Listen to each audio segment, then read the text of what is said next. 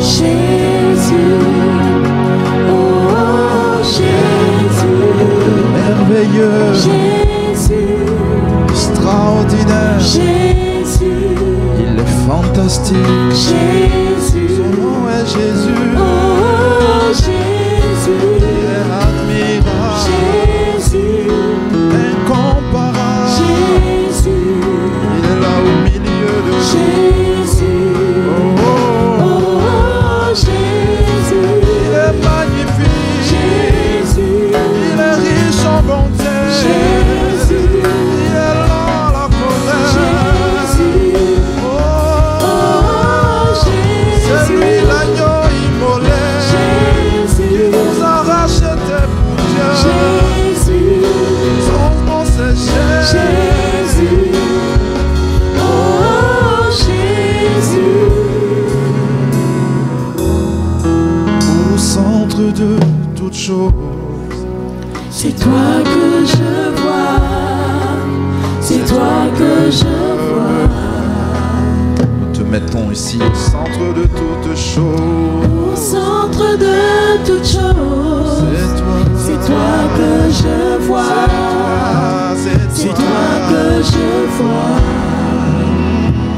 Il est la principale, il est au centre de toute au chose. centre de toute chose, C'est toi que je vois, c'est toi que je vois, c'est toi que je vois, par ton Saint-Esprit tu ouvres nos yeux, nous te voyons Seigneur. au centre de toute chose, Au centre de ta parole, c'est toi Seigneur. c'est toi que je vois.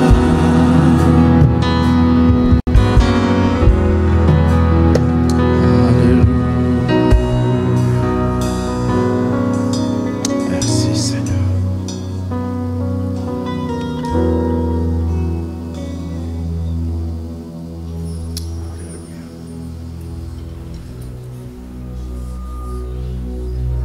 Merci Saint-Esprit. Tu es en ce lieu, tu te mets au milieu de nous. Et quand ta parole est proclamée, tu t'en saisis. Et tu fais venir à l'existence les choses qui n'existent pas. Merci pour ta présence, merci pour ce que tu prévois de faire. Aucun d'entre nous ne veut repartir d'ici en étant passé à côté. C'est pour cela que nous nous disposons. Cœur, esprit, entendement, nous te soumettons tout. Et nous nous attendons à toi. Au nom de Jésus. Amen. Amen. Alléluia.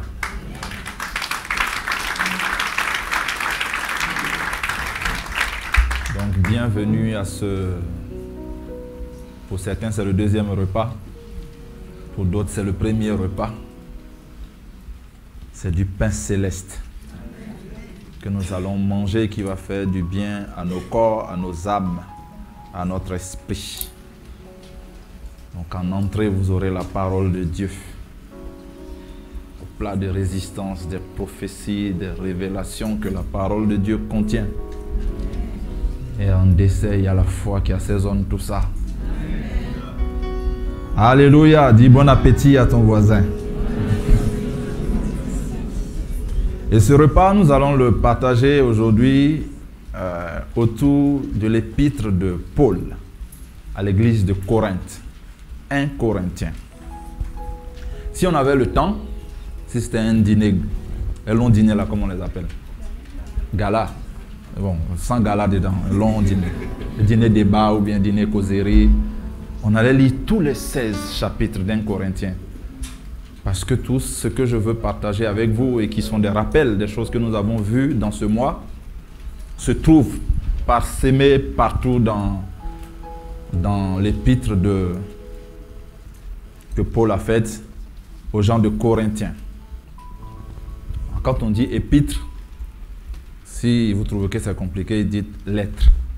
Lettre que l'apôtre Paul a écrit aux gens de Corinthe. C'est important de savoir que c'est une lettre.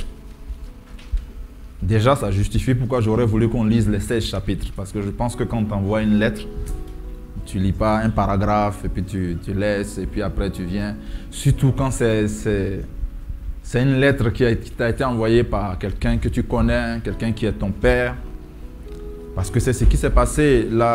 L'apôtre Paul a établi l'église de Corinthe, on va dire à peu près 30 ans après la mort de Jésus. Et puis, il a passé 1 an et demi dans cette ville, il a établi l'église et puis il est parti s'occuper de d'autres choses. L'apôtre, son travail, c'est d'établir des églises un peu partout. Et pendant qu'il était ailleurs, il a entendu des mauvaises nouvelles par rapport à l'église de Corinthe. Donc il a entendu que les choses ne se passaient pas bien là-bas.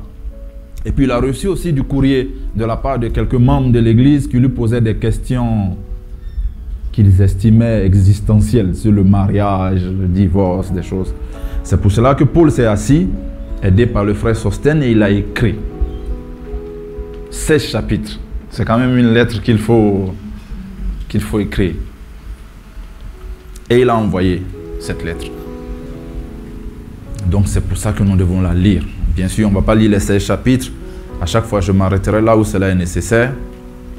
Mais je pense qu'en lisant la lettre de quelqu'un, quand on le connaît, ça change beaucoup de choses. Dans la perception qu'on a des mots et des phrases qu'il est en train de nous écrire. Paul était un apôtre, comme j'ai dit, quelqu'un qui établit des églises. Il évangélisait, il était un enseignant, il était beaucoup de choses. Ça, c'est ce qu'on voit au travers de la parole de Dieu. Mais il était surtout quelqu'un qui faisait ce qu'il disait. Je pense que quand on lit tous les épîtres de Paul, on voit ça. Quand il dit qu'il faut aimer les gens, tu le vois dans les épîtres, il aime les gens. Quand il nous dit de parler en langue, il dit « je parle en langue plus que vous tous ». Quand il dit qu'il faut qu'on active les pneumaticos et qu'il y ait des choses puissantes au milieu de nous, on voit qu'il le faisait partout. Quand il dit de porter le fardeau, de ne pas faire porter au peuple un fardeau trop lourd, il le fait. Il n'était pas à la charge des églises. Donc, on peut dire beaucoup de choses de Paul, mais il est quelqu'un qui fait ce qu'il dit et qui t'encourage à l'imiter dans ça. En règle générale, il y a des cas exceptionnels. Il ne parle pas des choses qu'il n'a pas expérimentées ou testées. C'est pour cela que ces choses ont de la puissance dans sa... parce qu'il sait de quoi il parle. 1 Corinthiens, dans le chapitre 14, au verset 1, Paul dit « Recherchez l'amour, aspirez aussi aux dons spirituels, mais surtout à la prophétie. En effet, celui qui parle en langue ne parle pas aux hommes, mais à Dieu, car personne ne le comprend. Et c'est en esprit qu'il dit des paroles mystérieuses. Celui qui prophétise, au contraire, parle aux hommes, et il les édifie, il les encourage, il les réconforte. Celui qui parle en langue s'édifie lui-même, alors que celui qui prophétise édifie l'Église. Je désire que vous parliez tous en langue, mais encore plus que vous prophétisiez. Je lis ce passage pas pour vous parler du fait que vous devez prophétiser, mais pour souligner ce que je disais. Paul ne demande pas aux gens de faire quelque chose que lui, il ne faisait pas. Donc quand tu lis le courrier de quelqu'un qui prophétise beaucoup, tu ne regardes pas les phrases de la même manière. Là, Paul pratique la prophétie. Quand vous lisez les épîtres, vous voyez qu'il est en train de... On va le voir tout à l'heure. Si je lis donc la lettre de Paul en sachant qu'il prophétise abondamment, il y a des choses que je vais percevoir différemment. Le mot prophétiser, je pense que le sens le plus courant qu'on lui donne, c'est prédire des choses de la part de Dieu, bien sûr, et de parler la parole de Dieu. Quand on dit il y a un prophète, tu penses tout de suite à quelqu'un que quand tu vas aller, il va te dire, voilà, quand tu vas aller en Chine, voilà ce qui va se passer. Non, ne va pas, aujourd'hui la mer est haute, attends dimanche pour traverser. Ça, c'est le prophète tel que vous le voyez. C'est vrai, les prophètes prédisent l'avenir parce qu'ils sont en connexion avec un Dieu qui sait tout. Donc, supposons que votre définition du prophète soit juste. En lisant les lettres de Paul, On doit s'attendre à capter des choses qu'il va dire sur notre avenir. Et puis les recevoir. Cette idée de prévision d'événements futurs est toujours attachée à la prophétie. Et puis Paul est quelqu'un qui voulait aussi qu'à chaque fois qu'il parle, les mots, le moindre mot qu'il lâche, soit puissant et percutant. Pas qu'il perde du temps à faire des phrases longues qui ne servent à rien. Et vous voyez, dans beaucoup de ses écrits, il parlait, il disait, priez pour moi, pour que à chaque fois que j'ouvre la bouche, ce qui sort de ma bouche soit efficace. Dans Éphésiens 6, verset 19, il le dit, priez pour moi afin qu'il me soit donné, quand j'ouvre la bouche, de faire connaître hardiment et librement les mystères de l'Évangile. Dans la version français courant, Éphésiens 6, verset 19, priez aussi pour moi afin que Dieu m'inspire les mots. C'est-à-dire, il veut que chaque mot qui vienne de lui soit inspiré. Que Dieu m'inspire les mots justes quand je m'exprime. Et que je puisse révéler avec assurance le secret de la bonne nouvelle. C'est comme ça que Paul est. C'est pour cela que ce matin, je voudrais qu'on fasse vraiment attention à tout ce qu'il va dire. Parce que c'est des choses qui sont inspirées. Je sais que toute la Bible est inspirée et qu'on devrait la lire et que tout ça est utile pour recevoir des choses de la parole de Dieu. Mais le passage d'aujourd'hui m'a touché autrement. On doit se sentir concerné par cette lettre parce que elle est écrite aux Corinthiens, on va dire.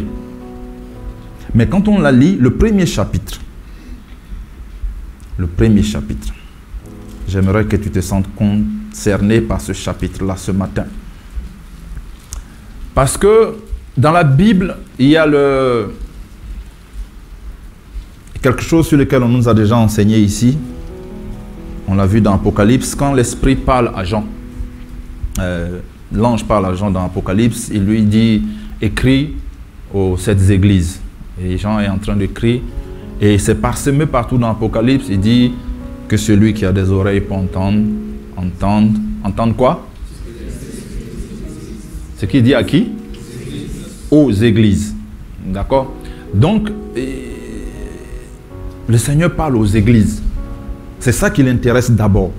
Parler aux églises, pas aux individus qui sont dans l'église. Donc la lettre de Paul doit nous parler parce qu'elle est écrite d'abord à une église. Quand tu viens dans une église, il faut que tu apprennes à écouter ce qui est dit aux églises. Au lieu de venir t'asseoir pour entendre ce que la prophétie va te dire à toi, et puis tu vas aller à la maison. C'est très important. Donc, 1 Corinthien doit nous intéresser parce que c'est une lettre qui est écrite aux églises. Mais je peux écrire une lettre à mon épouse. Et quand je serai en train de la lire, comme le frère Joseph était en train de lire des belles choses hier, il y a des gens qui ont tressailli. Ils savent bien que ce n'est pas écrit à eux. Mais c'est vrai, quand je lui dis tu es belle, tu es là, une épouse merveilleuse, il y a quelqu'un qui peut être là, qui peut se dire, bon, je sais que ce n'est pas moi, mais j'aimerais tellement qu'on me parle comme ça. Et on va dire que tu te sens concerné, mais ce n'est pas de ça que je parle. Je parle du fait que, moi, quand je lisais 1 Corinthien, c'était comme si c'était écrit pour moi, plus aux gens de Corinthiens. Donc, ce n'était pas la lettre de quelqu'un qui me plaisait, et puis je disais, ouais, moi aussi, je saisis par la foi. Donc, ça doit nous intéresser parce que c'est écrit aux églises, mais parce que ça nous est adressé. Ce que Christ dit aux églises t'intéresse, c'est vrai.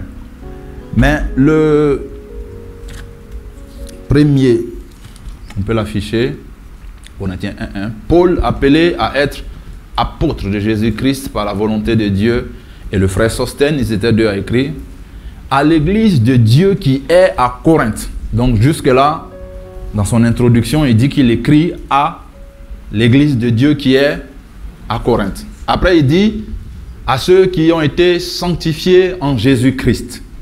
C'est qui ceux-là? J'ai pas entendu? Non, c'est pas vous. Il parle toujours aux gens de Corinthe. C'est-à-dire, si je dis à mon épouse, virgule, à la mère de mes enfants, ce n'est pas deux personnes différentes, j'enrichis l'information. Donc là, déjà, il dit que les gens de l'église de Corinthe sont ont été sanctifiés par Christ. Il met une autre virgule, il ajoute, appelés à être saints. Comme je disais, on peut se sentir concerné, mais il n'y a pas encore notre nom dans l'entête du courrier. Et après, il dit, et à tous ceux qui invoquent, en quelque lieu que ce soit, le nom de notre Seigneur Jésus-Christ. Il a quitté Corinthe, il est passé à autre chose. Pourtant, le but de sa lettre était d'écrire. C'est les gens de Corinthiens qu'il a appris, qu'ils font des trucs, ils ont écrit. Il était en train de leur répondre. Déjà, quand j'arrive ici, je me rends compte que ce monsieur n'écrit pas n'importe comment. Et le Seigneur est intéressé par des choses qui sont toujours plus larges que ce qu'on veut faire. On va dire que son but est de répondre à une église. Mais le Seigneur dit non, moi je veux parler à des gens qui sont plus loin. En quelque lieu que ce soit. Des gens qui invoquent le nom du Seigneur Jésus-Christ, qui est le nôtre. Donc c'est pour ça que tu dois te sentir concerné. Si tu invoques le nom du Seigneur Jésus, c'est une lettre pour toi. Dès lors, il ne faut plus dire c'est pour les Corinthiens. Donc quand on sera en train de parler aujourd'hui, c'est la lettre qui a été écrite pour nous. Ceux qui sont ici ou ceux qui sont en ligne. Alors que nous parlons d'activation de pneumatikos et de réalité spirituelle et de toutes ces choses, toi tu penses à quoi pendant tout ce mois? Parce que je viens de dire deux choses importantes.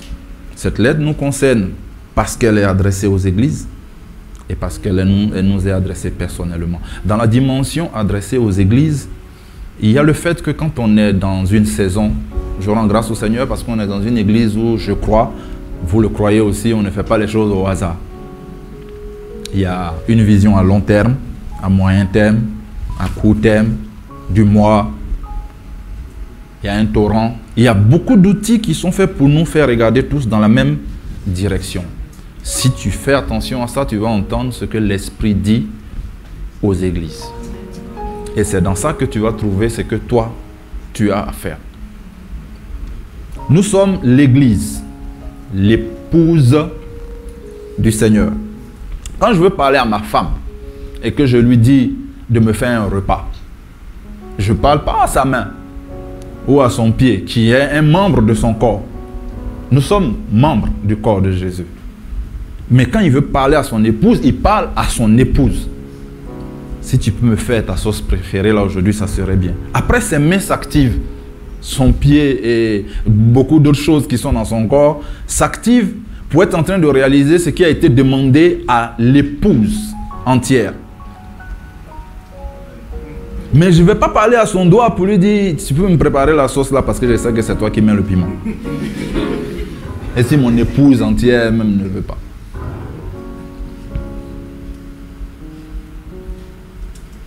Donc le Seigneur nous parle. Est-ce que tu te sens concerné par ce qui se passe de manière globale dans cette église? Ou bien le dimanche, tu viens, tu t'assois, tu attends qu'on te serve. La dernière fois, le pasteur demandait la différence entre à chacun et à tous. Tu es venu pour tous ou bien tu es venu pour chacun pour soi, Dieu le pousse.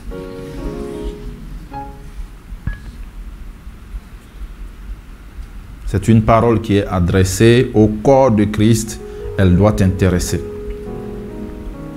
Et Paul, les lettres qu'il écrivait étaient souvent adressées aux églises.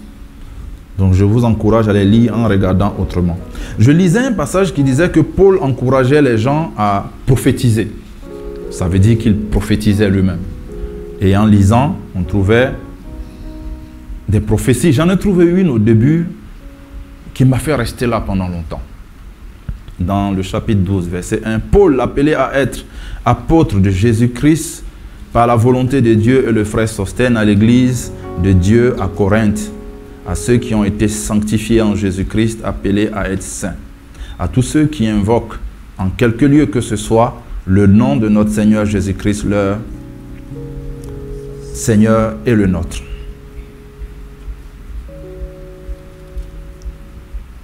Il y a un moment, je vous ai dit qu'il était en train d'écrire parce que les gens ont fait des choses qui ne sont pas bien.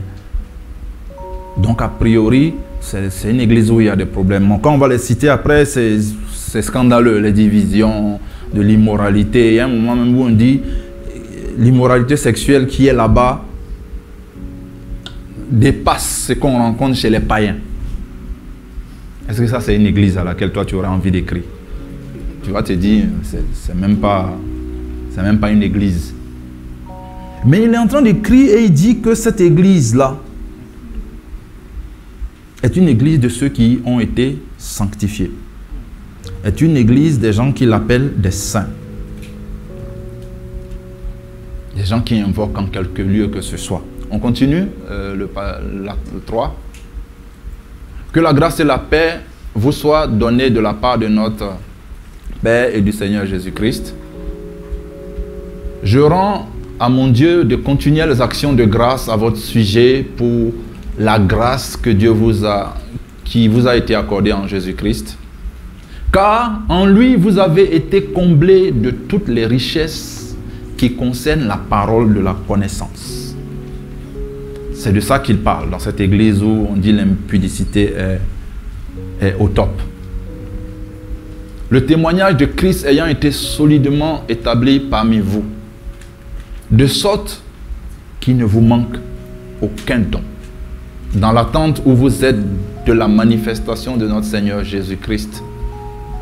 Il vous affermira jusqu'à la fin pour que vous soyez irréprochables au jour de notre Seigneur Jésus. Il est en train de prophétiser sur cette église. Nous, on regarde l'église dans son état actuel. Paul la regarde dans son état final. La parole de Dieu dit, la fin d'une chose vaut mieux que son commencement ou que son milieu.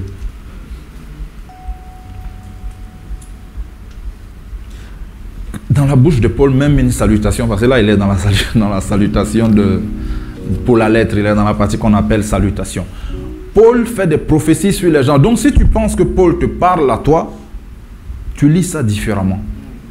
Tu peux te sentir là où tu es aujourd'hui pas très sain, pas très qualifié.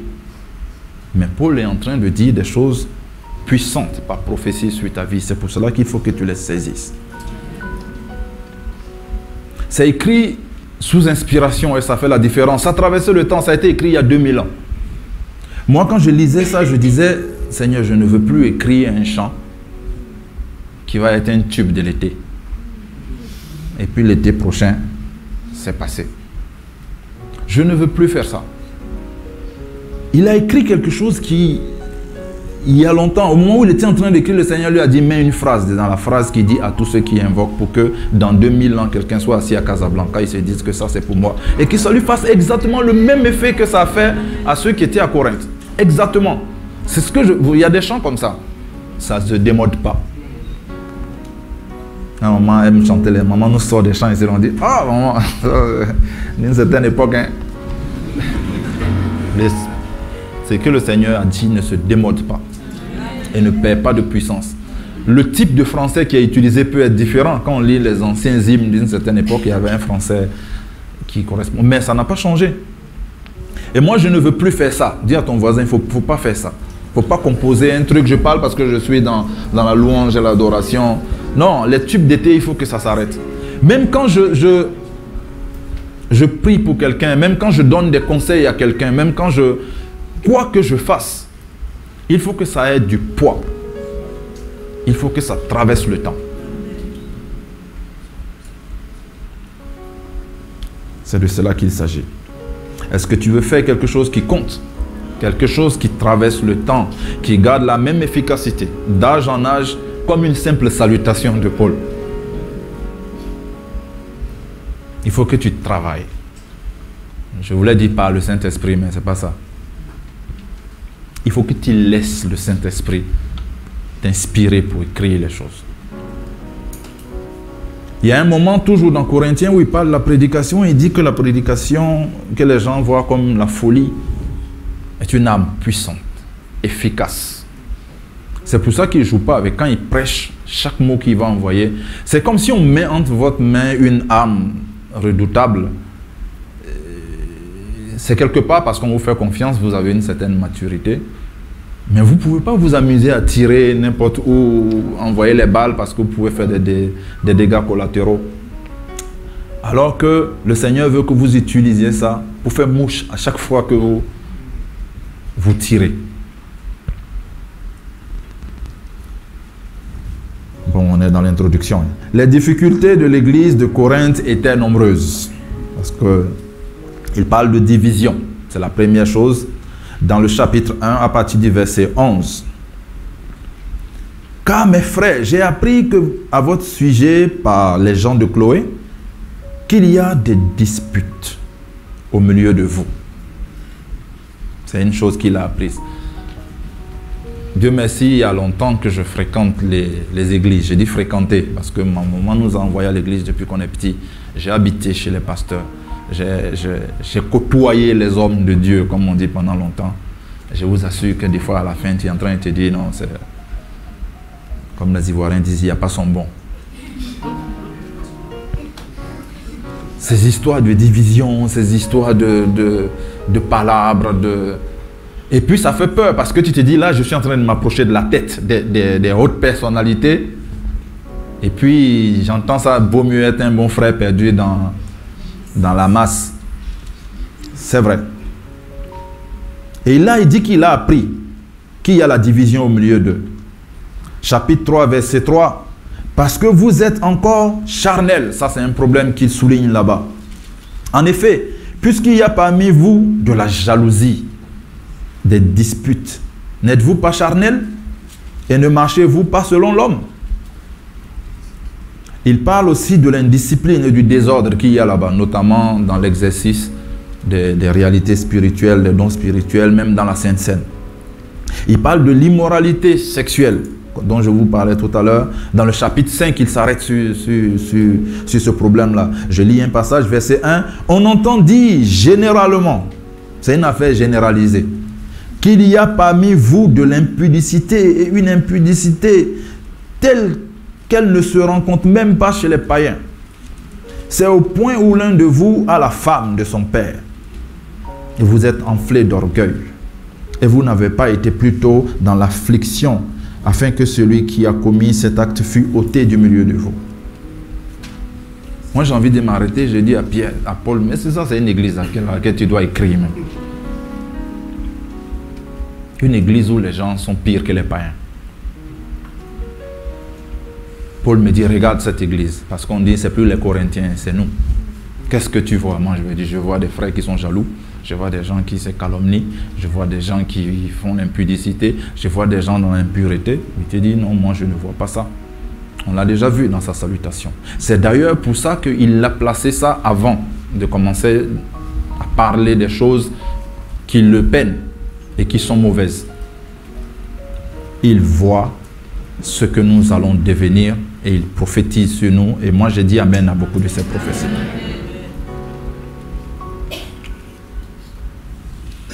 Verset 4. Je rends à mon Dieu continuellement action de grâce à votre sujet pour la grâce de Dieu qui vous a été accordée en Jésus-Christ. Car en lui, vous avez été comblés de toute richesse qui concerne la parole et la connaissance, le témoignage de Christ ayant été solidement établi parmi vous, de sorte qu'il ne vous manque aucun don.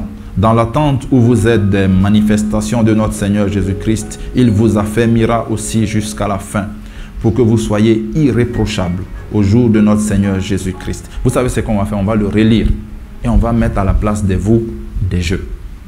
Si tu peux nous le projeter, on va commencer au verset 5 pour qu'on lise tous la même version. Car en lui, c'est qui lui? Non, c'est une question que j'ai posée. Le lui là, c'est qui? C'est Jésus, non? Est-ce que c'est ce qu'ils ont écrit? Regardez le verset d'avant. Pour la grâce de Dieu, c'est ça, Jésus-Christ. Jésus-Christ et puis Jésus, c'est pas la même chose. Donc, on va mettre à la place Jésus-Christ. Car en Jésus-Christ, et puis on continue maintenant. J'entends pas vos voix, on reprend. Car en Jésus-Christ, j'ai été comblé de toutes les richesses qui concernent la parole et la connaissance. Le témoignage de Christ ayant été en moi, de sorte qu'il ne me manque aucun don, dans l'attente où je suis de la manifestation de notre Seigneur Jésus-Christ. Il m'affermira aussi jusqu'à la fin, pour que je sois irréprochable au jour de notre Seigneur Jésus-Christ. On va s'arrêter là. tu viens de prophétiser. Alléluia. Nous sommes comblés de toutes sortes de dons. Est-ce que tu y crois? Est-ce que tu penses que tu ne manques aucun don? Tu te dis, oui, peut-être j'ai pas tout. Mais cette église ne manque pas de dons. Le frère Elie a parlé d'activation. Il a dit que les dons sont là. Il faut seulement qu'ils soient activés. Et si tu penses que tu n'es pas ferme encore, il te dit, il t'affermira. Pas pour un mois, pas pour 2 mois, jusqu'à la fin qu'il t'affermira. Et il te dit qu'à la fin, au jour du Seigneur, tu seras irréprochable. C'est une question de nature. Quand tu regardes à ça, la manière dont tu es aujourd'hui change. Parce que tu sais ce que tu es. Mais si tu vois toi, pauvre homme pécheur, oh, que c'est ce que tu vois toujours, les choses ne vont pas s'activer dans ta vie. Donc Paul dit qu'à notre église, il a été accordé une grâce pour laquelle il rend grâce. Il dit qu'il rend grâce pour cette grâce. Il est déjà content parce qu'il sait que c'est quelque chose qui nous a été donné gracieusement et que nous saisissons aujourd'hui au nom de Jésus. Mais dans cette église-là, il y avait des soucis. Ça ne veut pas dire que Paul n'a pas envie de traiter ces trucs comme il les voit, que demain, ils seront bien. Bon, si aujourd'hui ça ne va pas, ça fait baraka, ça va aller, le Seigneur va s'en occuper. Non, il va traiter ces problèmes. C'est pour ça qu'il a écrit ce courrier. Mais il sait que le témoignage de Christ était déjà solidement établi. Cette portion me fait dire aussi que le fait d'avoir des dons en pagaille, à ne pas en manquer, ne veut pas dire qu'on est mature. Parce qu'on a vu qu'ils ont des problèmes de maturité. Parce qu'un don est une grâce, on l'a dit, quelque chose qu'on a reçu faveur et qui nous donne une capacité à agir et faire des choses. Donc c'est pas parce qu'on a trop étudié ou on a des diplômes en théologie qu'on reçoit ces choses-là. Et l'un des problèmes qu'il y avait à Corinthe était ce problème d'immaturité dans le chapitre 3, verset 2. Je survole la lettre parce que je vous ai dit on ne peut pas lire les 16 chapitres. Je vous ai donné du lait, c'est Paul qui parle, à nous. Non de la nourriture solide, car vous ne pouviez pas supporter. Et vous ne le pouvez pas, même à présent, parce que vous êtes encore charnel. En effet, puisqu'il y a parmi vous de la jalousie et des disputes, n'êtes-vous pas charnel? Et ne marchez-vous pas selon l'homme? Quand l'un dit, moi, je suis de Paul, et un autre, moi, d'Apollos, n'êtes-vous pas des hommes? En gros, Paul est en train de dire qu'on ne doit pas être des hommes. Le reproche qu'il fait ici, c'est que les gens sont des hommes, au sens humain, pas masculin. Dis à ton voisin, tu n'es pas un homme, tu es quoi? J'espère qu'il va te répondre. Il est qui? Il n'a pas répondu. J'avais dit, vous êtes des dieux, vous êtes tous des fils du Très-Haut. Psaume 82, versets 6 et 7. Cependant, vous mourrez comme des hommes, vous tomberez comme un prince quelconque. Jésus a repris cette phrase une fois parce qu'il a dit aux Juifs, moi et mon Père, nous sommes un. Moi et Dieu, nous sommes un. Les Juifs ont dit, quoi? Donc toi, tu es Dieu, quoi. Il est allé sortir le passage pour qu'eux-mêmes y regardent. Dans Jean, c'est dans Jean 10, verset 30. Jésus dit aux Juifs que lui et le Père sont un. Donc ils sont scandalisés. Affiche plutôt le verset 32 jusqu'à 34. C'est la réponse de Jésus. Je vous ai fait voir plusieurs bonnes œuvres venant de mon Père, pour laquelle, parce qu'il voulait le lapider. Donc il a dit, comme il a fait beaucoup de choses, il veut savoir exactement pour laquelle des choses on veut le lapider. Les Juifs lui répondirent, non, ce n'est pas pour une bonne œuvre que nous te lapidons, mais pour un blasphème. Parce que toi qui es un homme, tu te fais Dieu. Jésus leur répondit, n'est-il pas écrit dans votre loi? J'ai dit, vous êtes des dieux. Mais toi, ça te fait peur. Parce que le pasteur nous a déjà dit ici, quand on commence à dire vous êtes des esprits, ça là, ça met un peu mal à l'aise quand même, quoi, que vous êtes des esprits. Mais Paul est en train de dire, si tu préfères être un homme, tu as un problème. Puisque là, il reproche aux gens, les destinataires de son courrier, d'être des hommes. Et c'est pas bon. Et nous, c'est ce qu'on dit à nos enfants. Quand ils pleurent, tu dis, arrête de pleurer là. Sois un homme. Oh. Vous voyez comment on communique des fausses informations à nos enfants. Sois un homme. Et le jour qu'il va dire, il est un homme maintenant. Tu vas venir dire, sois spirituel. sois un Dieu. Mais depuis que je suis petit, tu me dis d'être un homme. Un homme ne pleure pas. Dieu pleure. Non, l'homme ne pleure pas. Voilà. Oui, peut-être. Mais Dieu, il est sensible. Mais ça reste en nous. Quand l'enfant tombe comme ça, il ne faut pas pleurer. Reste droit. Si c'est les filles qui font ça. Il y a même des expressions dans nos langues qu'il a pleuré comme une fille. C'est-à-dire l'homme, on est formaté pour être des hommes. Mais Paul est en train de dire ici que le problème que nous avons justement, c'est que nous sommes des hommes. Et c'est les hommes qui ont des problèmes de jalousie. Et c'est les hommes qui ont des problèmes de moi je suis de Paul, moi je suis d'Apollos, moi je ne sais pas ici comment. Ça existe au milieu de nous. Je vous ai dit, cette lettre, elle n'est pas adressée aux gens d'il y a 2000 ans. Il y a des gens ici, quand quelqu'un conduit ici, ils disent le culte d'aujourd'hui va être magnifique. Je me souviens qu'avant, je crois qu'on faisait ça, on mettait des programmes de prédication, à un moment on a arrêté. Parce qu'on sait qu'il y a des gens qui vont dire, qui prêche le dimanche là? Bon, je crois que je vais suivre le culte en ligne. C'est ça. C'est ça, moi je suis d'Apollos, moi je suis de Paul. Et les gens qui sont très spirituels disent, moi je suis de Christ. Christ n'est pas divisé. Nous vivons comme les humains, nous raisonnons comme les humains. C'est pour ça que les choses simples du royaume deviennent très compliquées. Très, très compliquées.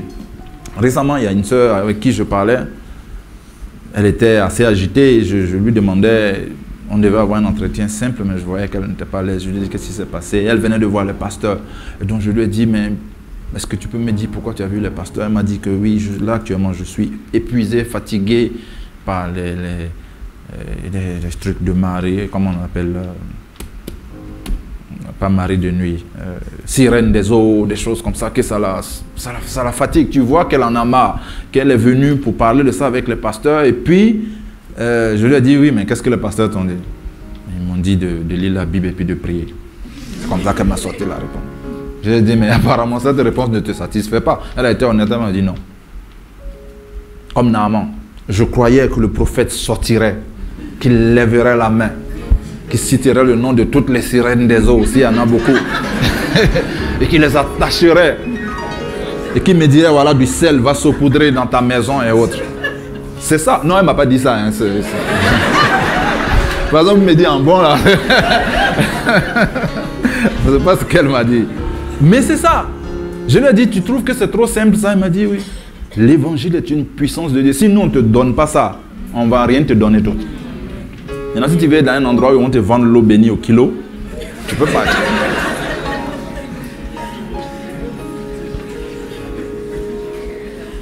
L'efficacité de la parole et la prière, toi tu dis, c'est tout ce qu'on m'a donné.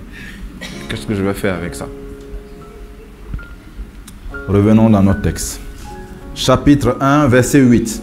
Il vous affermira jusqu'à la fin pour que vous soyez irréprochables pour notre Seigneur Jésus-Christ. Dieu est fidèle. Ce qu'il a dit, il le fait. Lui qui vous a appelé à la communion, c'est même pas toi qui l'as appelé, c'est lui qui t'a appelé. Il y avait un débat houleux chez les choristes la dernière fois sur les chants. Depuis qu'on a commencé à toucher les chants qui ne sont pas très spirituels, j'utilise le mot, ça fait beaucoup de débats intéressants chez nous. Parce qu'on touche à des chants qui ont bercé la jeunesse de certaines personnes.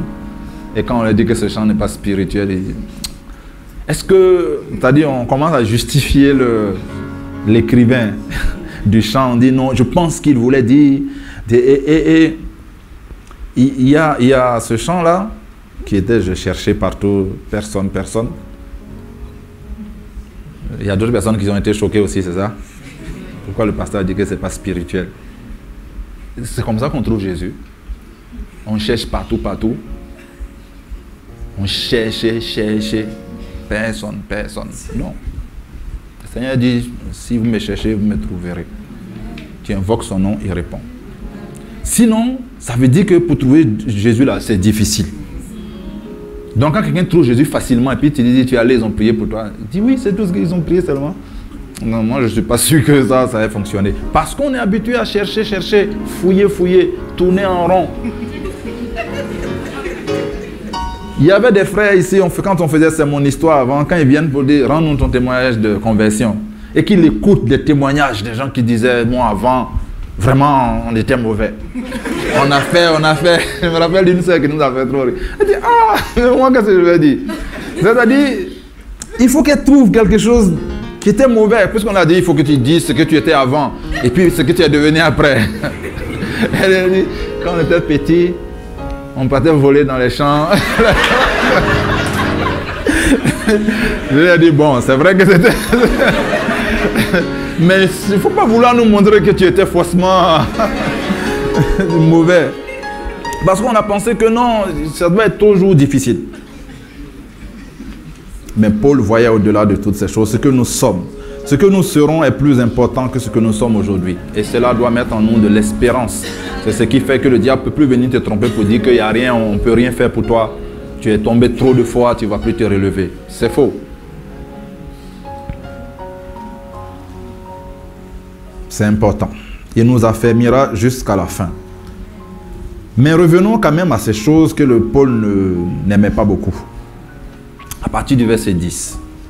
Je vous exhorte, frères, par le nom de notre Seigneur Jésus-Christ, à tenir tous un même langage, à ne point avoir de division parmi vous, mais être parfaitement unis dans un même esprit et dans un même sentiment. Donc là-bas, derrière les phrases, il y a des problèmes de division dans l'Église, il y a des problèmes d'unité parfaite dans l'Église, parce qu'il y a des unités dans les clans. Mais ça, ce n'est pas une unité parfaite. Et il y a des problèmes d'avoir le même esprit et le même sentiment. Moi, je me suis dit, est-ce que c'est possible d'avoir le même esprit et le même sentiment, le même langage dans une église? La réponse ne traîne pas. Oui, si vous avez le même esprit. Le même esprit. Je reviens aux choses que je disais tout à l'heure. Si toi, le torrent de vie ne t'intéresse pas, parce que tu dis c'est pour vendre, pour avoir l'argent. D'accord? Déjà, on te donne ça au prix de revient, mais bon, c'est pas grave. Ça ne t'intéresse pas. La vision de l'église ne t'intéresse pas. Comment on peut avoir le même langage? Comment on va avoir le même langage? Quand les gens seront en train de parler, ça arrive souvent, on est en train de là, on dit pneumatikos. Tu ne sais pas de quoi il s'agit. Parce que toi, tu n'es pas intéressé. Quand on dit aujourd'hui, on va parler des pneumatikos, il dit, quand est-ce qu'ils vont parler des choses qui m'intéressent? De la prospérité, je ne sais pas moi, ou du mariage. Tu as ton besoin. Il faut que les gens s'occupent de toi. Comment tu vas être? Et puis, étant donné que tu n'es pas avec nous, notre unité n'est pas parfaite. Et ça fait qu'il y a des choses que l'Église en tant que dimension ne peut pas atteindre parce que il y a un problème dedans. Et toi qui as le problème, c'est toi qui te plains pour dire que ici là, les choses, on parle de pneumatikos là, on ne voit même pas ce que les gens font. Tu vas sortir, tu vas créer ton église, tu vas trouver un comme toi qui va faire la même chose chez toi. C'est comme ça que les ministères se multiplient de part et d'autre. Il faut que nous pointions tous dans la même direction. Ouvrons nos oreilles et entendons ce que le Seigneur est en train. Est-ce que vous savez qu'il y a de la continuité dans les choses qu'on fait? Même langage. Le même langage que les responsables, le même langage que les gens dans votre groupe, le même langage dans toutes les églises. Réveillez vos voisins, s'il vous plaît. C'est comme si un étudiant, un élève, il est dans une école, aujourd'hui il rentre dans la classe de CP1B, ils sont en train de faire cours de français. Quand on sonne la récré, le soir, il rentre dans une classe, ils sont en train de faire cours d'anglais. Parce que c'est ce qu'on fait. Dès qu'on sort d'ici après le deuxième culte, on s'en va écouter 55 prédications sur 66 sites différents. C'est trop. Et puis on partage. Et puis on nous repartage. Et puis il y a le fait de rentrer ici, faire anglais, sortir ici, aller faire espagnol. Il n'y a pas de problème avec l'espagnol. Mais toi-même dans ta tête, comment ça va être structuré? Et puis tu n'arrives pas toujours à la leçon 1. Des fois tu arrives où ils sont sur le chapitre 12. Et une autre fois tu pars, ils sont au chapitre 27. Ça ne peut pas fonctionner. Si tu as le temps, fais ça. Mais si tu n'as pas le temps, focalise-toi sur ce qu'on est en train de faire. Pour que les choses s'enchaînent dans ta tête. Dans toutes les formations, les cours se suivent. C'est très important. L'unité. Non, moi, ma Bible me suffit, je ne vais pas acheter Torah. D'accord. Mais est-ce que tu vas entendre ce que l'Esprit dit aux églises? Et comme il ne parle qu'aux églises, tu ne vas rien entendre. Après, tu vas aller chercher un prophète. Dieu merci, tu vas venir chez nous. Et puis on va te dire, il faut prier, il faut lire la Bible. Tu vas dire non, ce n'est pas suffisant.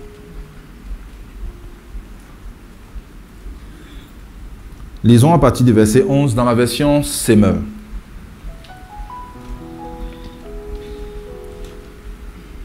Bon, on a la version Semeur? Oui. En effet, mes frères, j'ai été informé que les gens de la maison de Chloé, par les gens de la maison de Chloé, que la discorde règne parmi vous. Je m'arrête là. J'ai aimé la manière dont il a traduit qu'il y a des disputes chez vous. Il a dit que la discorde règne. Quand on dit que quelque chose règne, ça veut dire que c'est un roi. Alors qu'au milieu de nous, c'est Christ qui doit être le roi. Et la discorde règne. Il y a la discorde chez tes colocataires. Je parle des choses pratiques. Hein. Il y a des gens qui font par là en colocation et puis ils viennent ici. Comme les deux sont dans le même service, ils font le service. Nous, on voit leur sourire de pub dentifrice. Très près. Très joli. On ne sait même pas ce qui se passe. Alors qu'ils sont en train de se chamailler chez eux. Il y a des gens qui font dans le service. Il y en a qui font dans la cellule. Les choses que j'ai citées, ça existe. Je vous ai dit que Paul est en train de nous écrire à nous. C'est la discorde qui règne. C'est plus le Seigneur Jésus.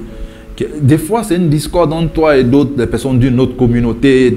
Tu viens avec le cœur rempli de toutes ces choses et quand tu viens pendant le culte, tu es déconnecté. En effet, mes frères, j'ai été informé par les gens de la maison de Chloé que la discorde règne parmi vous. Voici ce que je veux dire. Chacun de vous tient ce type de langage. Moi, je suis de Paul, ou moi, pour Apollos, ou moi, pour Pierre, ou comme je disais, pour les plus spirituels, et moi, pour le Christ. Voyons, le Christ serait-il divisé? Paul aurait-il été crucifié pour vous? Ou bien c'est au nom de Paul que vous avez été baptisés? Donc cessez d'avoir un pasteur préféré. Il y a un chant là. J'aime quand c'est le frère là qui chante ça. Oh! Oui, on m'a déjà dit ça, qu'il y a des chants là, il faut que ce soit tel frère qui chante ça. Ça veut dire que tu ne regardes pas le contenu du chant. Tu regardes celui qui est en train de chanter.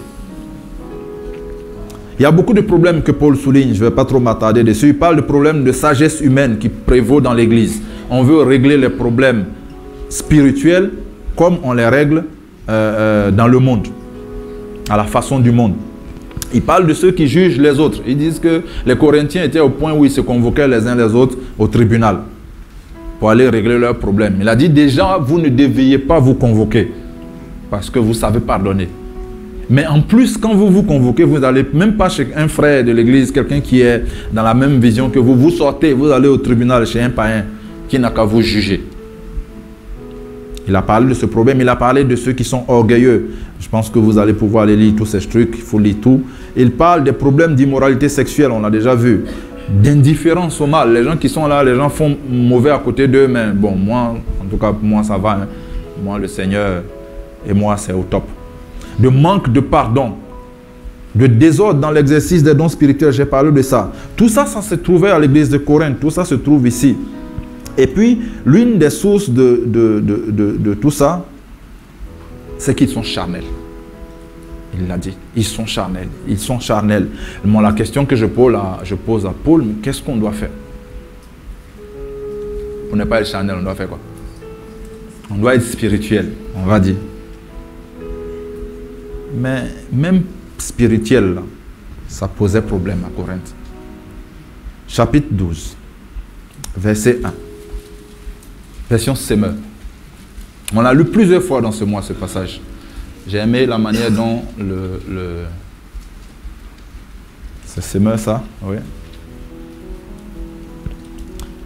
J'en viens au problème des manifestations de l'esprit. Vous avez vu ça? Paul est en train de dire que à l'église là-bas, là, quand on parle des problèmes de l'esprit, là, c'est un problème. Les manifestations sont devenues un problème là-bas. J'aimerais, frère, que vous soyez bien au clair dessus. Quand on parle de parler en langue, tu as un problème. Quand tu es assis à l'église, quelqu'un parle en langue à côté de toi, il a gâté ton culte. C'est quelle histoire? Les gens parlent, on ne comprend même pas ce qu'ils sont en train de dire. Et puis, tous là, ils disent la même chose. Est-ce que ça là, ils sont sûrs que c'est... Vous avez trop d'idées sur le parler en langue. Qu'on dit qu'il dit des mystères, mais il dit le même mot. Il dit le même mot. Comment on peut dire des mystères en disant le même mot? Le parler en langue est devenu un truc... Pourquoi ça l'a écrit comme ça? C'est devenu un problème. Les choses de l'esprit sont devenues un problème. Quand on aborde ces sujets-là de la prophétie, tu dis les gens, ils ont palabre à la maison, ils viennent à l'église, ils règlent avec prophétie. Parce que vous avez entendu parler de ça. Il y a règlement de compte avec prophétie. Il y a don de puissance. Tout ça, c'est devenu un problème. Depuis qu'on parle du sang de l'agneau à l'église, ça te dérange. Ça te dérange. Tu es mal à l'aise. Dans le chapitre 2, on ne va pas le regarder, Paul parle de comment il a créé l'église de Corinthiens. Il dit, quand je suis arrivé, je suis venu dans la faiblesse et je me suis appuyé sur la puissance du Saint-Esprit et les choses surnaturelles pour que cette église soit fondée. Il a créé l'église sur ça, il est parti. Maintenant, il apprend que les choses spirituelles sont devenues un problème.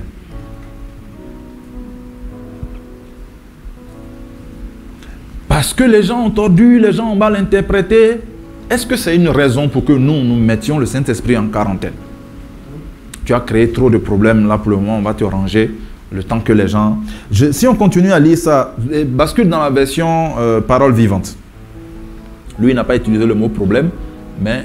Pourtant, sur la question des manifestations de l'esprit, j'aimerais, frère, que vous soyez bien au clair, afin qu'il ne reste pas de fausses notions. Continue. Souvenez-vous du temps où vous étiez encore païen, vous vous laissiez entraîner aveuglement d'une idole à l'autre au gré de vos tendances et des influences que vous subissiez, et aucune de ces divinités ne pouvait parler. On continue. Et là, comme c'est une version étendue, ils font sortir une idée. Mais à présent, devant les messages inspirés, vous vous demandez s'ils émanent tous de l'Esprit de Dieu. C'est le problème qu'il est en train de toucher. C'est-à-dire, ils avaient les dons. Mais maintenant, c'est devenu, c'est pour qui est authentique. Est-ce que ça, c'est la vérité? J'entendais le frère Eli dire, comme j'étais loin là, on a dit, ah, l'instrumentiste, lui là, il parle en langue aussi. Il prophétise aussi. Est-ce que c'est la vérité? Et puis, il dit, c'est pourquoi je voudrais vous donner un bon critère. Il n'a pas dit de ne pas se poser la question si les choses émanent de Dieu ou pas. Mais il sait que c'était un problème. L'authenticité de ces choses. Quand j'étais jeune, je me disais, si un gars me fait une prophétie et que ça n'arrive pas, je prends sa licence de prophète, puis je déchire. Pour moi, il n'est plus un prophète. C'est faux. On peut faire une prophétie qui ne va pas arriver, ça ne change rien, on reste un prophète. Chacun est en train de grandir. Mais il dit, je vais vous donner un critère. Si un homme disait, maudit soit Jésus, il ne saurait en aucun cas parler sous l'inspiration de Dieu. Ça, c'est une bonne clé pour sortir ceux qui disent les mauvaises choses. Parce que là, on est dans le cas où le gars vient, il dit, maudit soit Jésus. C'est-à-dire, là même, c'est facile de dire, non, ça ne peut pas venir de Dieu. N'est-ce pas? Donc ça, c'est une bonne clé déjà. Donc si quelqu'un se lève et puis prophétise que Jésus n'a pas été ressuscité, tu peux le taper sur son épaule, tu dis, mon frère, il faut t'asseoir. Faut t'asseoir. Tu peux, je te donne l'autorisation. Il faut t'asseoir. On est à l'église ici, on est ensemble, il faut t'asseoir. Par contre, où c'est plus compliqué, c'est quand la personne confesse que Jésus est Seigneur. Et Paul dit que ça veut dire que c'est l'esprit qui le pousse. Moi, je m'arrête, je dis, tiens, il y a beaucoup de personnes qui disent que Jésus est Seigneur. Il dit, c'est l'esprit qui lui pousse. J'ai dit, mais où est le critère? Comment je vais savoir que ça émane du Saint-Esprit? Il me dit, mais parce que c'est l'esprit qui lui pousse. Je n'ai pas compris. Si c'est l'esprit qui lui pousse, nous tous, nous sommes unis, nous avons le même esprit. L'esprit pousse quelqu'un à faire quelque chose. Toi, tu n'es pas sûr. La clé, elle est l'esprit qui vous unit. Tu demandes à l'esprit qui vous unit. C'est quoi? Il dit quoi? C'est toi qui as dit. Moi, c'est comme ça que je l'ai compris. La clé, c'est que si toi-même, tu n'es pas spirituel, tu embrouilles les gens. Est-ce que ça émane? Est-ce que ça émane? Mais si tu es spirituel et que tu as l'Esprit de Dieu en toi, la réponse, elle vient, tu sais où la poser. Et il y a des gens à l'église qui sont, après la prédication, c'est pour aller dire aux gens, ça là même, moi j'ai trouvé ça un peu étrange quand même. Hein. Bon, est-ce que Dieu a-t-il vraiment dit? Est-ce que... Vous connaissez les gens qui disent Dieu a-t-il vraiment dit? Vous connaissez leur père? Dieu a-t-il vraiment dit? Moi, la prédication d'aujourd'hui, là, il y a un truc qui m'a dérangé dedans. Hein. Je ne voulais pas garder ça pour moi, donc je suis venu partager avec toi. Il faut dire, mon frère, moi je ne comprends pas. Je vous parler à le Saint-Esprit, après tu viens me voir. Parce qu'il va commencer à vouloir s'aimer des choses dans ta tête. Il ne faut pas créer un clan dans l'église. C'est contre l'unité dont on parlait. Un partisan qui va ameuter des gens à lui. Donc ça, c'était l'un des problèmes qu'il y avait là-bas, des difficultés par rapport aux choses du Saint-Esprit. Paul voudrait que ça soit au clair. Et je pense que ce mois-ci, nous avons beaucoup parlé de ces choses pour que ce soit au clair, au milieu de nous. Un message n'est pas inspiré, c'est le Saint-Esprit qui est inspiré, parle avec lui. Avant de commencer à aller te mettre en porte-à-faux vis-à-vis du Saint-Esprit. Chapitre 12, verset 4. Il y a diversité de dons, mais le même Esprit. Diversité de ministères, mais le même Seigneur. Diversité d'opérations, mais le même Dieu qui opère tout en tous. Or, à chacun, la manifestation de l'Esprit est donnée pour l'unité commune. En effet, à l'un est donné par l'Esprit, c'est l'Esprit qui est censé lui avoir donné. C'est pour ça que Paul, lui, ne s'inquiète pas. Il dit, si quelqu'un dit ça, c'est l'Esprit qui lui a donné. Il est en communion avec l'Esprit. Il a la confirmation. Tu ne vas plus créer de désordre si tu es en communion avec l'Esprit. Il a donné par l'Esprit une parole de sagesse, à un autre une parole de connaissance, selon le même Esprit. À un autre la foi, par le même Esprit. À chaque fois, il dit le même Esprit, le même Esprit. Est-ce que tu as le même Esprit que moi? Demande à ton voisin.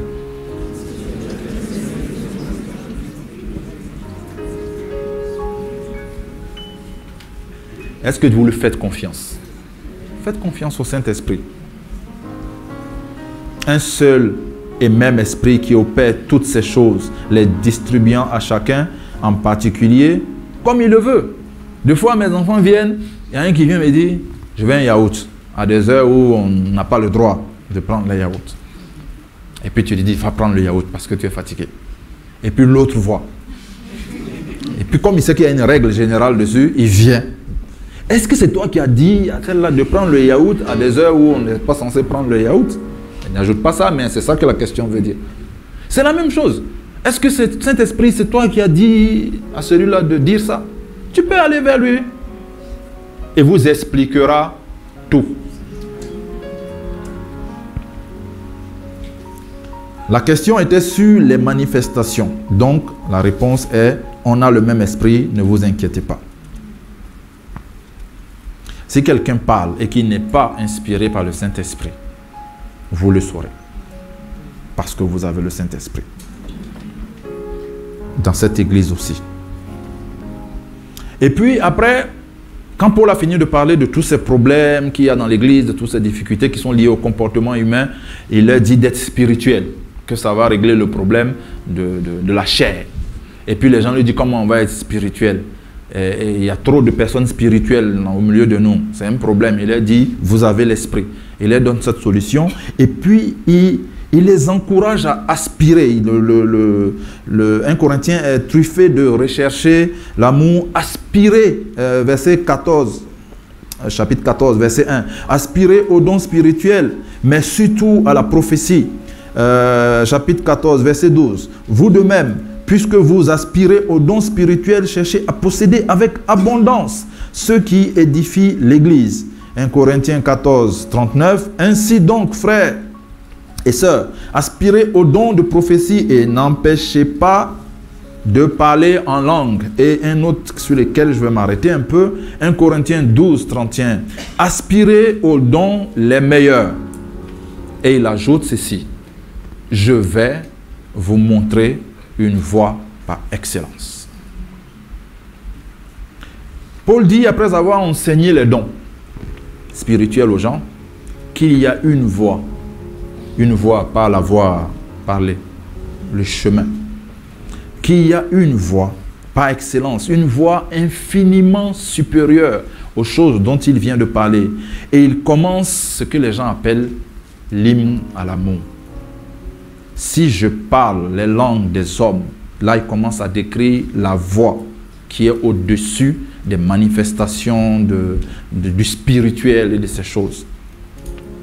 Si je parle les langues des hommes et même celles des anges, mais que je n'ai pas l'amour, dis quoi?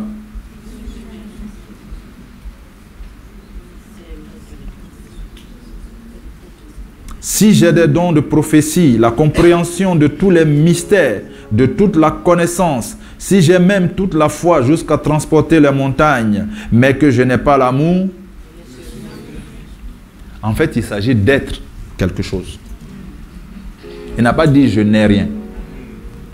Il dit « je ne suis rien ». Si tu n'as pas l'amour, tu n'es rien. Tu peux avoir beaucoup de choses, mais tu n'es rien. Je ne suis rien. Et si je distribue tous mes biens aux pauvres, si même je livre mon corps aux flammes, mais je n'ai pas l'amour, cela ne sert à rien. Et il commence à décrire l'amour. On méditait sur ce passage avec quelqu'un et on disait que c'était compliqué, cette définition de l'amour là, vraiment, c'est pas facile. Je lui ai dit, moi je ne vois pas la définition de l'amour là-bas, je vois la description de Jésus-Christ. Est-ce que vous avez remarqué ça? Parce que l'amour, c'est quelqu'un. Dieu est amour. Ce n'est pas Dieu aime les gens. Dieu est l'amour.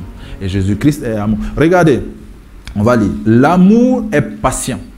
Si j'ai dit Jésus-Christ est patient, est-ce que quelqu'un peut contester? Il est plein de bonté. Est-ce qu'on peut mettre Jésus là-bas? Il n'est pas envieux. Vous n'êtes pas convaincu que Jésus n'est pas envieux? Pourquoi des fois tu penses qu'il veut prendre ton travail, il veut prendre ta sécurité? C'est ça? Vous croyez qu'il est envieux? C'est-à-dire tu as un truc, on te dit il faut laisser, tu dis ça veut dire que tu dis Jésus il a envie de prendre le truc là qui est bien. Qu'il est envieux. L'amour ne se vante pas. Jésus-Christ ne se vante pas. Il ne s'enfle pas d'orgueil. Jamais. Jésus ne fait rien de malhonnête. Est-ce que ça aussi vous êtes convaincu de ça?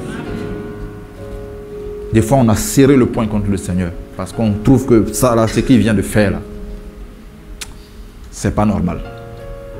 Ça arrive quand on perd quelqu'un qui est cher. On crie à l'injustice. Que Dieu, vraiment je ne comprends pas, mais ça là, ce que tu viens de faire là, c'est malhonnête. Il ne cherche pas son intérêt. Souvent je dis aux gens, Dieu n'a plus, il ne lui manque pas de promotion. C'est-à-dire il ne peut pas devenir plus Dieu que ce qu'il est déjà. Donc, il n'a pas besoin d'aller prendre quelque chose chez toi pour qu'il devienne, pour qu'il se sente mieux. Donc, tout ce qu'il te dit, c'est que pour toi. C'est vrai que quand tu ne le fais pas, ça l'attriste. Mais ça ne le rend pas moins Dieu. On parlait la dernière fois de quelqu'un qui avait vu ses parents en enfer et qui était bouleversé. C'est quelque chose qui est choquant et qui fait peur. Et je me suis dit, le Seigneur lui aussi, ça doit lui faire terriblement mal de voir des gens en enfer. Parce qu'il n'a pas prévu ça pour aucune personne. Il y en a. Mais ça ne rend pas moins Dieu. Hein? Donc, il ne faut pas que quelqu'un va penser que ouais, il est trop plein d'amour, donc il ne va pas me laisser aller en enfer. Ce n'est pas comme ça que ça fonctionne. Il ne s'irrite pas. Est-ce que tu crois que Jésus-Christ ne s'irrite pas? Répondez. Il ne soupçonne pas le mal. Il ne se réjouit pas de l'injustice. Il ne se réjouit que de la vérité. Il pardonne tout. Il croit tout. Il espère tout. Il supporte tout. C'est la partie où on dit c'est trop difficile là. Est-ce quelqu'un qui supporte tout? Il y a quand même une limite aux choses là. Tu ne peux pas laisser les gens... Il pardonne tout, il croit tout, c'est Jésus. Donc Paul est en train de dire, si tu as plein de pneumaticos, je ne sais pas s'il est déjà au pluriel, tu fais beaucoup de choses dans la maison du Seigneur. Tu parles en langue, tu prophétises. Quand tu touches les gens comme ça, ils sont guéris en cascade. Eux et leur famille et les descendants de leur famille. Si tu n'as pas Jésus, tu n'es rien. C'est ce qu'il est en train de dire. Et pendant qu'on méditait sur ça aussi, on s'est arrêté pour dire, mais comment il en est arrivé là? Comment il peut devenir ce grand bishop qui fait ces choses, parce que ce sont des choses authentiques, sans avoir l'amour? Je me suis dit qu'il l'avait déjà, cet amour à un moment. Peut-être que le jour où tu as fait ta première guérison, tu l'as fait parce que tu aimais la personne qui était malade. Mais comme tu as vu que quand tu touches, ça fonctionne, tu as ouvert ta boutique pour commencer à monnayer ça. Et tu rentres dans la catégorie de personnes à qui on dit si tu n'as pas l'amour, tu n'es rien. Et moi, ça m'a interpellé. On parle de pneumaticos, on parle d'activer, ça va se passer, ça va commencer à fonctionner. Lequel d'entre vous va aller monnayer ce qu'il va avoir? Dites personne.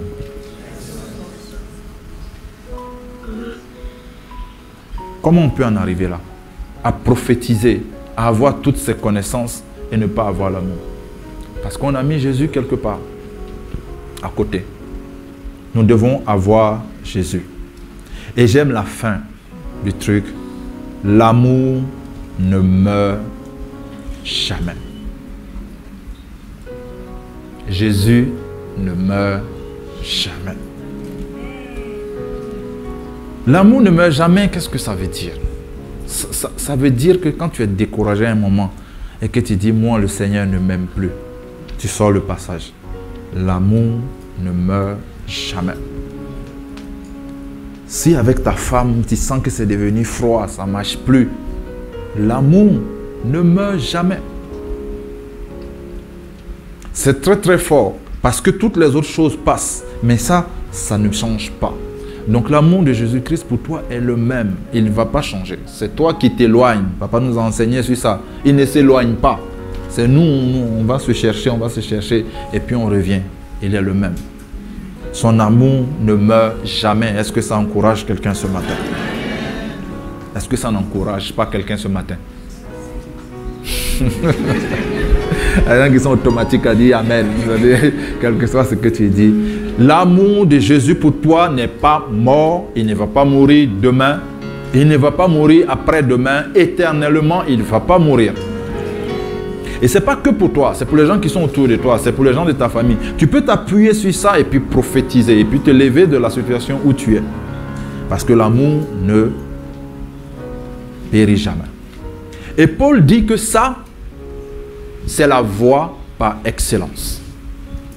Si tu n'as pas ça, les pneumaticos vont t'amener à la ruine et à la catastrophe.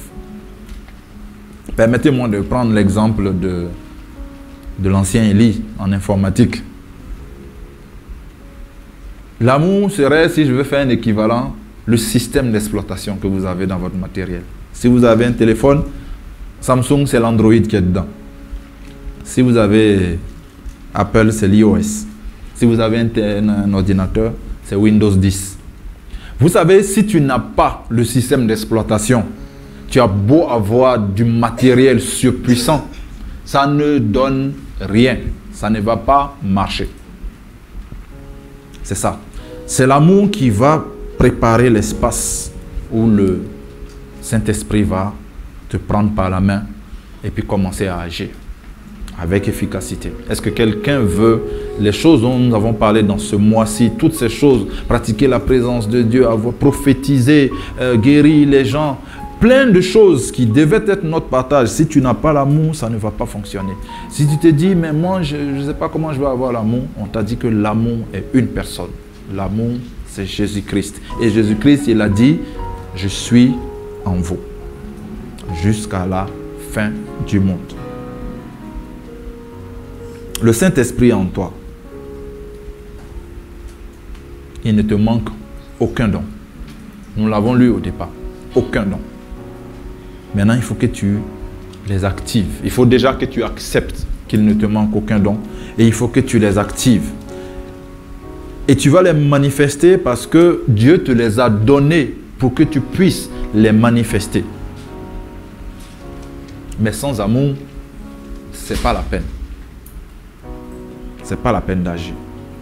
Voici la voie par excellence. L'amour est une voie par excellence. Est-ce que Jésus-Christ habite en toi? Donc tu es capable d'aimer les gens. Et parce qu'il habite en toi, tu peux aspirer. Vous savez, c'est ce qu'il a dit. Aspirer au don, au pneumatikos, au charisme. Aspirer à ces choses-là. Le mot aspirer, c'est bouillir d'envie, mais c'est bien, c'est aspirateur. Il faut les faire entrer en toi. C'est être zélé. Lutter pour avoir quelque chose. Il y a quand même un effort à fournir dans l'aspiration. Et puis, pour l'amour, ils ont dit rechercher l'amour. Ils n'ont pas dit aspirer à l'amour. Et le mot qu'ils ont traduit en français par rechercher veut dire courir rapidement pour rattraper une personne ou une chose, la poursuivre, la harceler, vouloir l'acquérir fermement. Nous devons suivre Jésus-Christ, aller à sa vitesse. Il est le rocher. Plus le rocher qui nous suit, mais le rocher que nous suivons.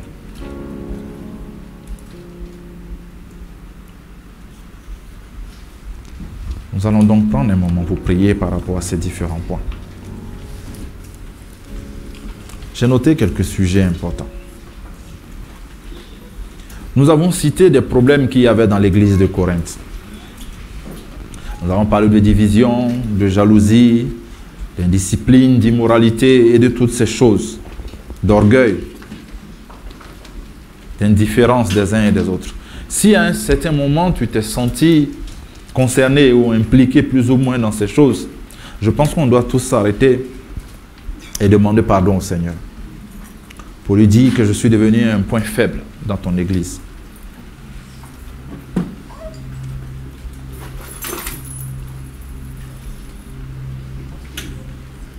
Seigneur, ta parole est une lumière sur notre sentier. Elle nous éclaire. Elle sonde nos reins. Elle sonde notre intelligence. Et elle nous fait répandre devant toi nos vies. Et nous voyons nos failles, nous voyons nos insuffisances. Et nous voyons que nous ne sommes pas meilleurs que nos pères. Et nous mesurons encore plus la grâce que tu nous as accordée, Seigneur. Et nous l'apprécions davantage. Je viens demander pardon, Seigneur, pour moi-même. Élève la voix, prie, prie, prie pour toi, ne murmure pas, prie. Prie. Seigneur, tu nous as sauvés et tu nous as donné ta nature. Mais nous la mettons de côté pour continuer à raisonner comme des hommes, pour continuer à agir comme des hommes. Et combien de fois, Seigneur, je n'ai pas envié, Seigneur, je n'ai pas jalousé quelqu'un. Je te demande pardon pour cela. Seigneur, regarde mon cœur. Je l'ai souvent utilisé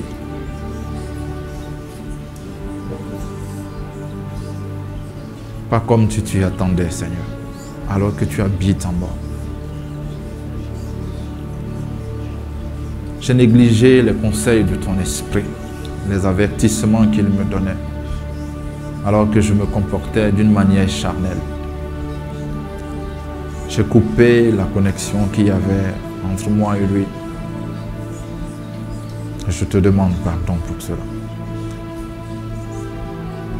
Je lève mes yeux vers toi et je t'admire et je vois mon reflet en toi, Seigneur.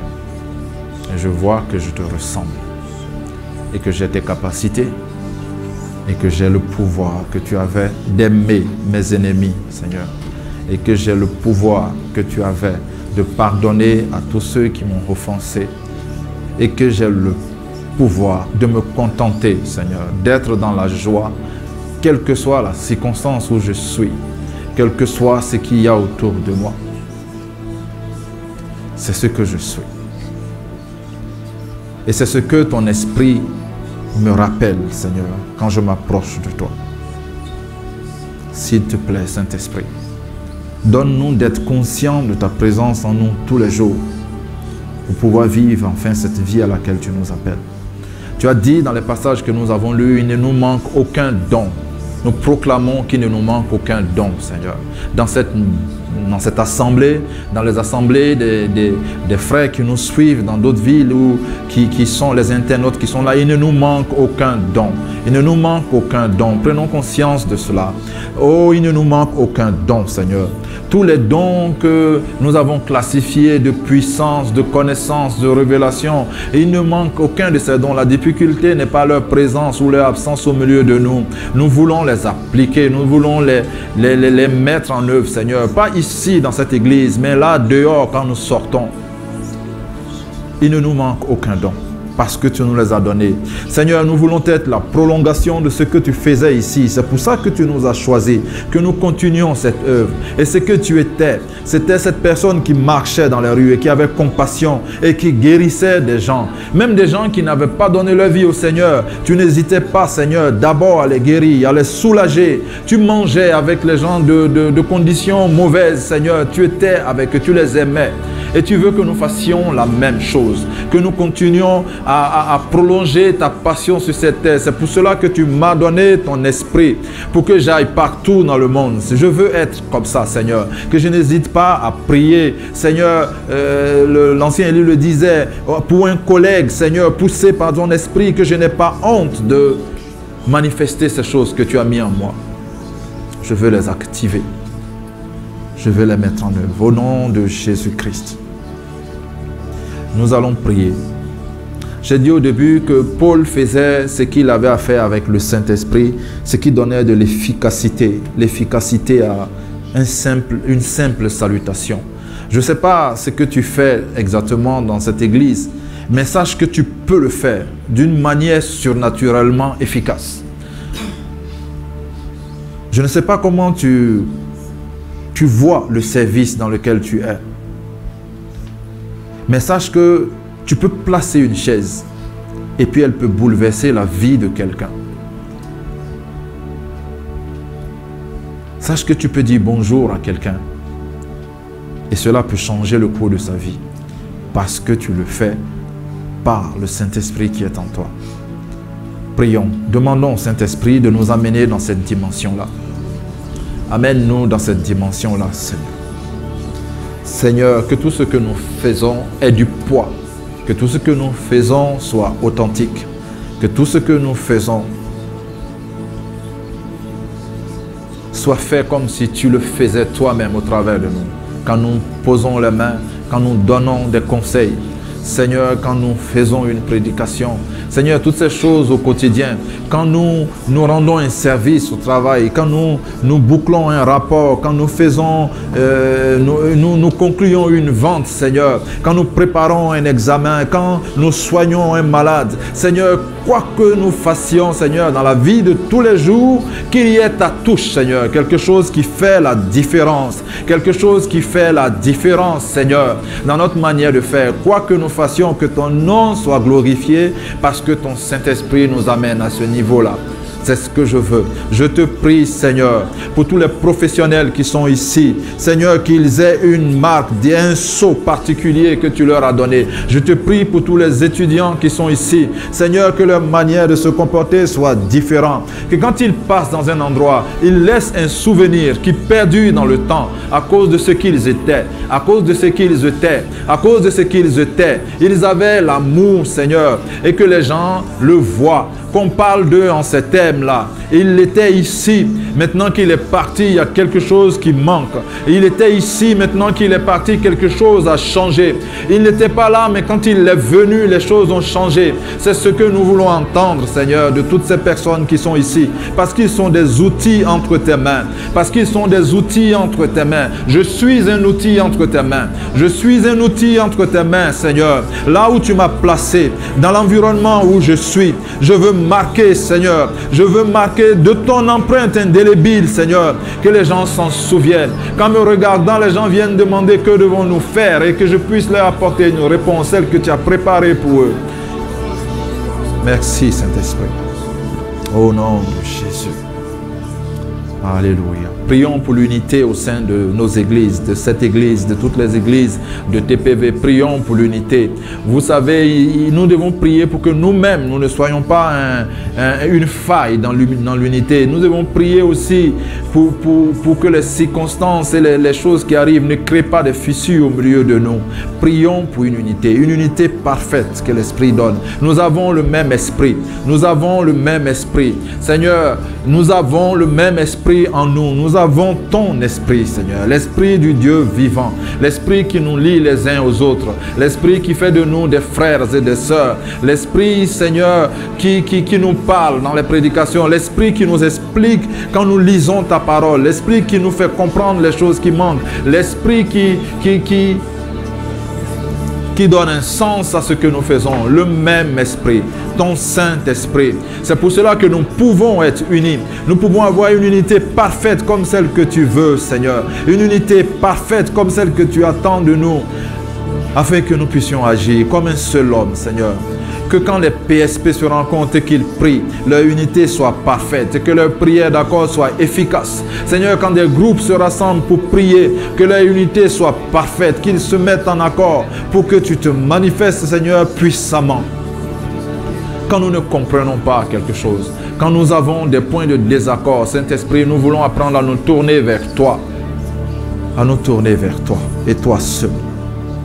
Pour avoir des réponses, parce qu'il te tarde de nous répondre, Seigneur. Alléluia.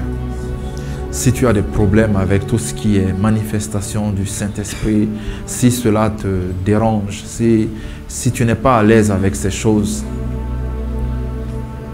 je t'encourage à parler au Seigneur. Dis-lui, Seigneur, je ne comprends pas, mais je te fais confiance. Je ne comprends pas, mais je te fais confiance. Je ne comprends pas, mais je te fais confiance. Seigneur, je t'obéis. Je vois ces choses dans ta parole, mais je suis bloqué. J'ai un blocage à ce niveau, j'ai un blocage à tel niveau. Et regarde le Saint-Esprit te parler, regarde-le agir, regarde-le t'éclairer. Il fait ces choses-là. Le Seigneur Jésus-Christ a dit, il est avantageux pour vous que je m'en aille, pour que le Paraclétos vienne et qu'il fasse ce travail, qu'il t'enseigne tout, qu'il t'explique tout. Seigneur, nous avons des choses que nous ne comprenons pas, qui sont des mystères. Paul les a compris par le Saint-Esprit. Nous prions que tu agisses, Seigneur. Tu fais tomber les barrières des raisonnements des uns et des autres. Tu les renverses, afin que nous ayons les yeux fixés, Seigneur, sur les choses que tu nous donnes de comprendre, que nous les recevions. Tu n'as pas écrit ta parole, Seigneur, pour que nous ne la comprenions pas. Tu n'as pas donné, Seigneur, tes enseignements pour que nous ne les comprenions pas. Tu désires que nous grandissions. Tu désires que nous passions de cette étape où nous buvons que du lait pour recevoir de la nourriture solide, Seigneur. Je veux que dans chaque département, dans chaque service royal ici, que les uns et les autres grandissent, Seigneur, quand ils rentrent, qu'ils apprennent et qu'ils deviennent matures, Seigneur, qu'ils deviennent matures au fur et à mesure, Seigneur, que le temps passe, qu'il y ait une différence entre ce qu'ils étaient quand ils entraient et ce qu'ils sont maintenant et ce qu'ils seront demain, qu'ils s'améliorent, Seigneur, jour après jour, parce que c'est ce que tu veux. Au nom de Jésus. Maintenant, nous allons prier pour l'amour. C'est la voie par excellence. Apprends-nous à aimer, Seigneur, comme tu as aimé. Alléluia. Prions pour ce sujet. Prenons un temps et prions en langue par rapport à ce sujet. Parce que l'apôtre a dit que c'est la voie par excellence. C'est celle qui surpasse toutes les autres voies. Nous tâtonnons ici et là, mais le Saint-Esprit veut que nous recherchions cet amour qui va être la plateforme sur laquelle il va nous utiliser pour décoller, pour aller loin. Prions, prions en langue, prions en langue, prions en langue, prions en langue. Oh Seigneur, voici notre amour, nous te le répandons, nous te le mettons là, regarde-le, il est imparfait. Nous ne voulons pas fonctionner avec cet amour, mais avec toi. Mais avec toi. Alléluia.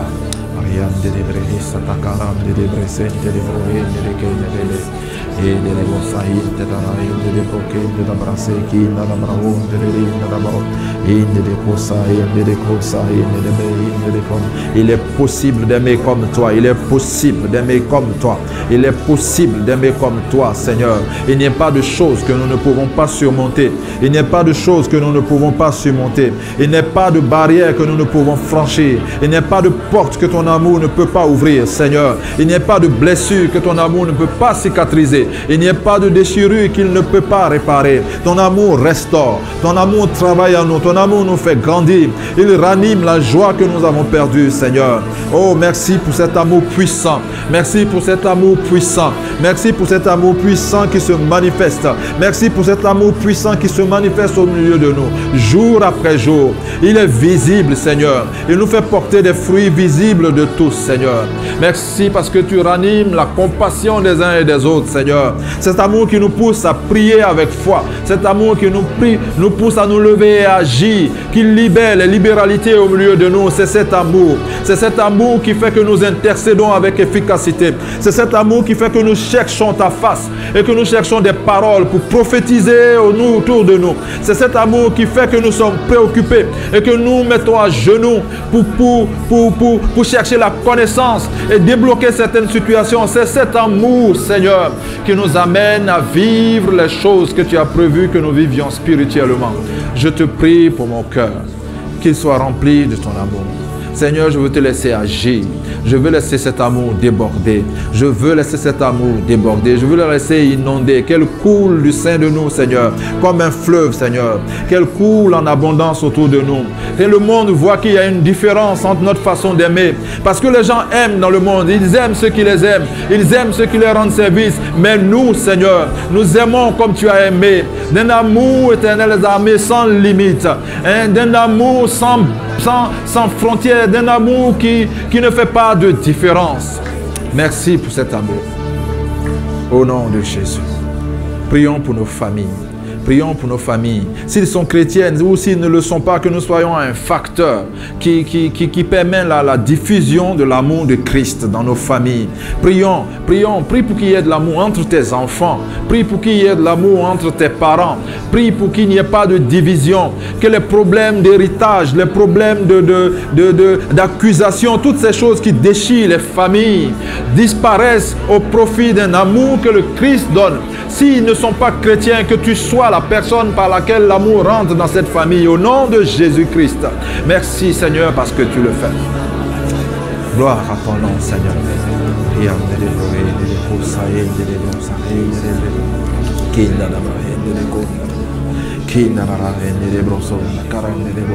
C'est par ton amour, Seigneur, que nous ne manquons d'aucun don. De sorte qu'il ne manque aucun don. De sorte qu'il ne manque aucun don. Que nous ayons cet amour sur lequel, Seigneur, tes dons viendront s'appuyer. Nous voulons aimer de sorte qu'il ne nous manque aucun don. Nous voulons aimer de sorte qu'il ne nous manque aucun don ici. Nous voulons aimer de sorte que, Seigneur, il ne manque aucune de ces choses spirituelles, de ces réalités qui sont à l'aise dans un environnement où il y a de l'amour, Seigneur. Au nom de Jésus, béni sois-tu. Alléluia.